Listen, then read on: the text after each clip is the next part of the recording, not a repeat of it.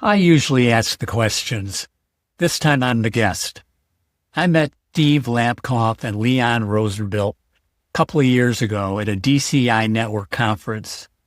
They host Practical AI in Healthcare, a show I've listened to steadily, though it creates more tension for me than any other podcast I keep listening to.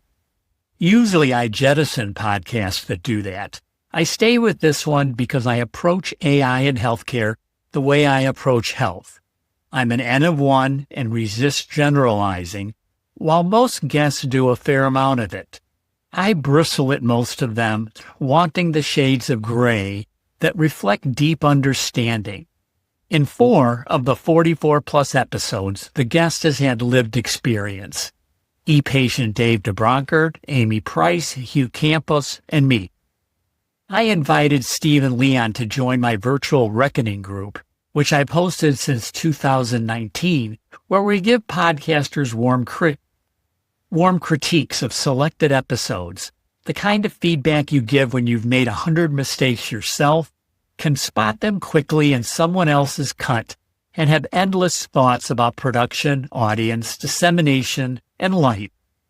They took the critique well, more openly than most. So when Steve later asked me to come on his show and talk about how I use AI, not the theory but the daily grind, I readily agreed, and they let me publish the audio unchanged. I struggled to prepare for this conversation. I wanted to wear all of my hats, but I had to narrow my scope to 2. I chose my lived experience and nurse hats.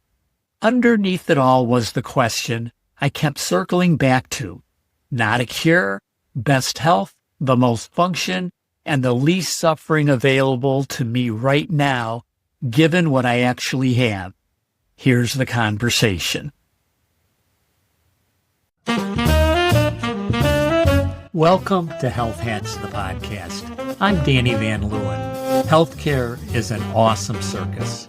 Let's wear some hats and see if we can find our way to best health.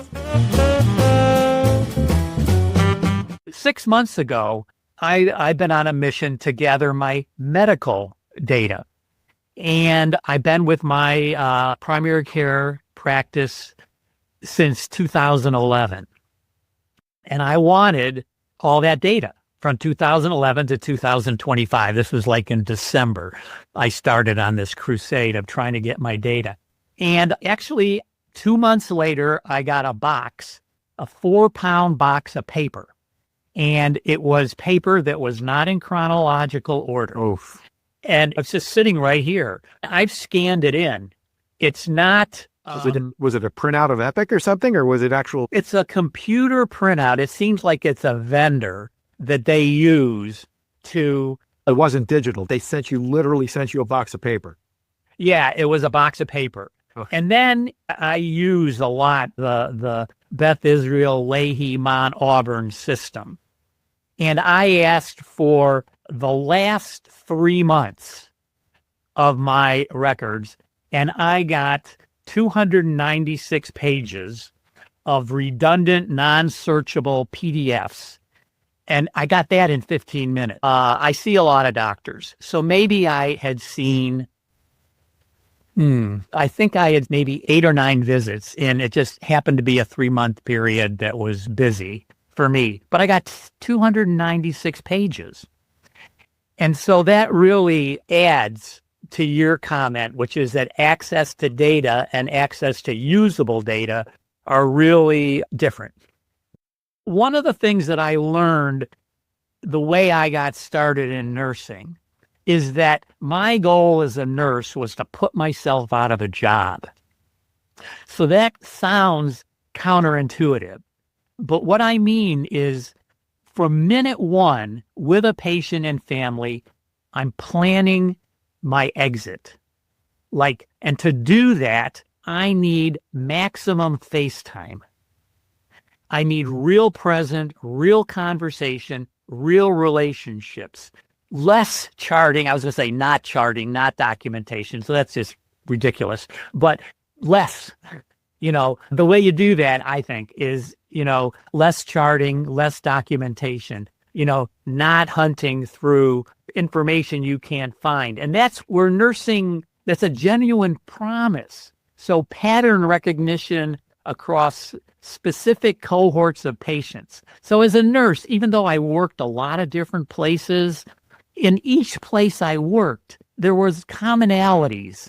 When I lived in West Virginia and I was an ER nurse in a super rural hospital, if I had more information about my patients, their families, I could get an AI could help me surface those patterns that exist for the people that I'm taking care of. I think I could get time back as a nurse. And if the nurse gets time back, then the patient and family gets the presence of the clinician. I need to tell you is the framework that I've developed over the years, which I've actually shared in my AI Claude project that's Danny's Health, what I call the 3 T's and the 2 C's. And this is like the framework I use to evaluate any digital health technology. And so they are time, trust, talk, control, and connection. What I mean by that is time is you need time to learn, to plan, to talk, to build trust. So I say the clock isn't the enemy. It's the wrong things filling the time. So the time. The second is trust. Trust can take a really long time. It can happen really quickly. Sometimes you never have it. And you know in your gut when you don't have it. And most digital health tools, AI, have a trust deficit, I think, not because they're untrustworthy, which maybe they are, but it's really because the people who use them, use the tools, don't trust them. And I think it's really important. You can't shortcut trust in the use of any tool. I think talk is really important. It's woven through all of it. Real conversation. There is nothing like actual conversation that is making decisions together, which is a lot of what healthcare is about, is making decisions. AI can help you prepare for it, and it can help process it. And then control. I trust more when I have power in a situation. So if I'm feeling like an ant ready to be crushed, I'm not making good decisions. And finally, I would say connection it's the human lifeline. When somebody greets you when you cross a threshold, that's a connection. When someone's been where you're going and they can say, oh, that helped me. AI can extend that connection. They can help people find communities. They're available at 3 a.m, but you can't manufacture it. I think that connection is really important. So that's where I get, time, talk, trust, control, and connection. And I use that framework when I'm evaluating. And that framework gives you a better, how do I say this right? It gives you like a rubric, if you will, to go through the information that's coming out of it. Once I had a medication that I was taking for neuropathy, and my mood had changed considerably. And, I got a thing on that might be a side effect. Have you talked to your doctor about the this? LLM? You fed it I did. LLM, and it suggested it was a side effect, which you didn't figure out. I didn't.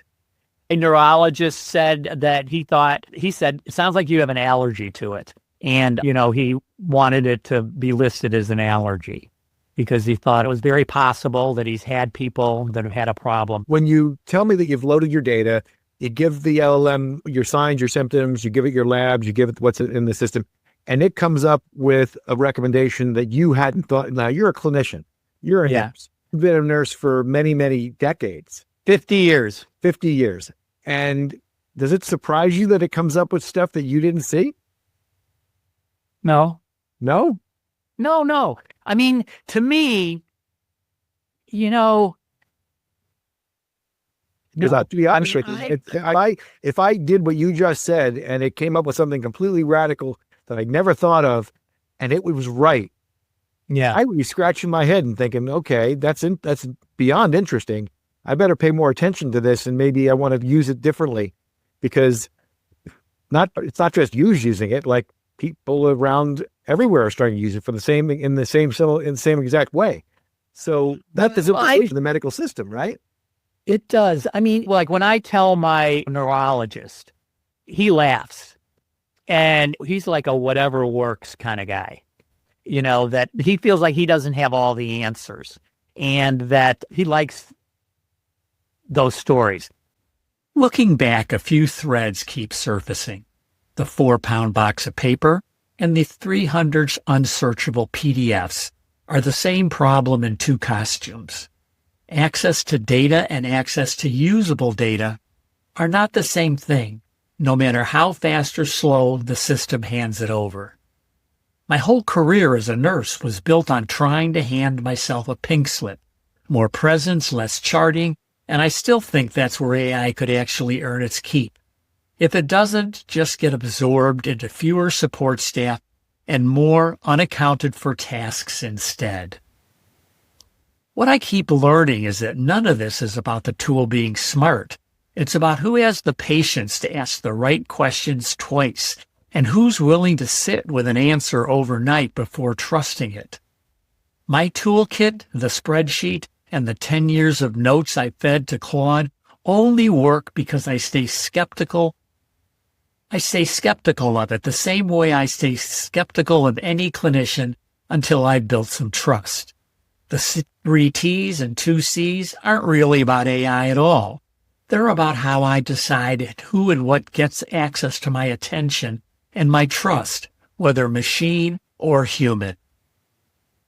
So here's what I ask of you. If you're a patient, use AI, keep using it, but find a buddy to do it with and talk to your clinician about it. The reaction alone tells you something. If you're comfortable with it, mentor someone who isn't. And if you're building these tools, get patients, caregivers, and practicing clinicians into the room from day one, not after the decision is done and you're looking for validation.